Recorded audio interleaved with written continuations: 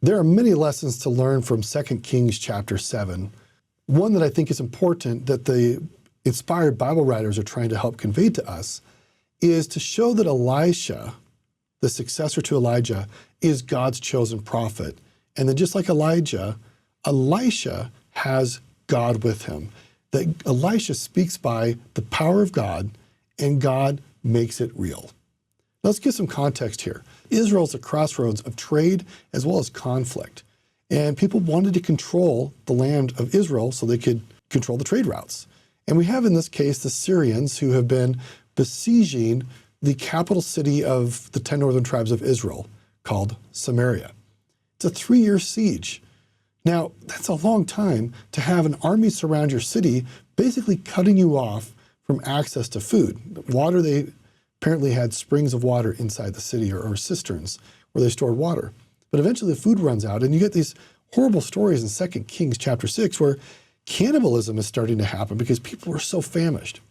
So we open it to chapter 7, and here's what we have.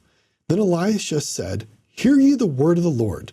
Thus saith the Lord, tomorrow about this time shall a measure of fine flour be sold for a shekel, and 2 measures of barley for a shekel on the gate of Samaria."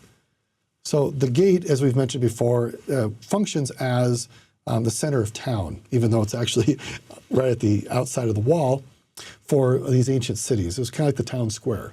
And it's often where a lot of the bartering and haggling and business would happen. But they're under siege.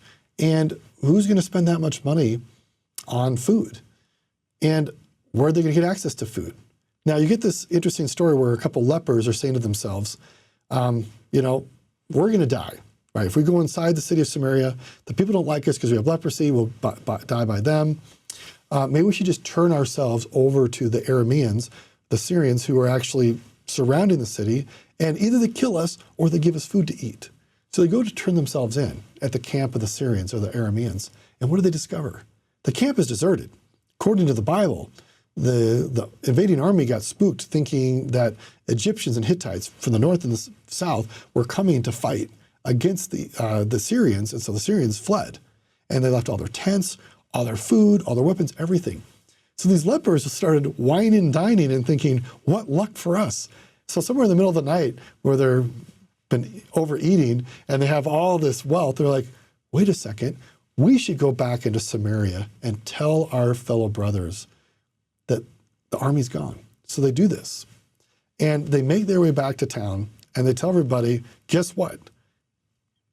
The army's gone.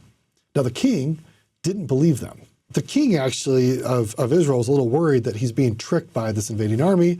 This was actually a well-known tactic in the ancient world. You see it in the story between the Greeks and the Trojans. The Greeks actually fled the battlefield, acted like they were leaving, and then the Trojans get duped. And this is what the king of Israel is a little worried about, is that there's going to be an ambush. And so he at first doesn't trust, but he says, all right, let's just send out a few people just to confirm what these lepers are saying. And sure enough, they confirm what the lepers have said. And of course, everybody now rushes out from the city, and there's just so much food, and there's so much wealth that's just left to plunder in the camp that people are now overspending for just small amounts of food, fulfilling the prophecy that Elisha had given just a day before. So this story is shared in the Bible to help people understand that when God has prophets and when God speaks by prophets, you can trust that God's word will be fulfilled. Now, that doesn't mean that crazy things won't happen. It also doesn't mean that we're going to always be protected from difficulty or challenge. Part of the reason why the Israelites suffered so often is that they weren't listening to the prophets. They would actually not pay attention to what prophets were saying, and they would die or be stuck with famine or have other issues in their lives because they decided that they didn't want to listen to the advice, to the wisdom that came from God through the prophets. That's one of the reasons why we have this story here, to remind us that God sends prophets to help us and guide us in these latter days.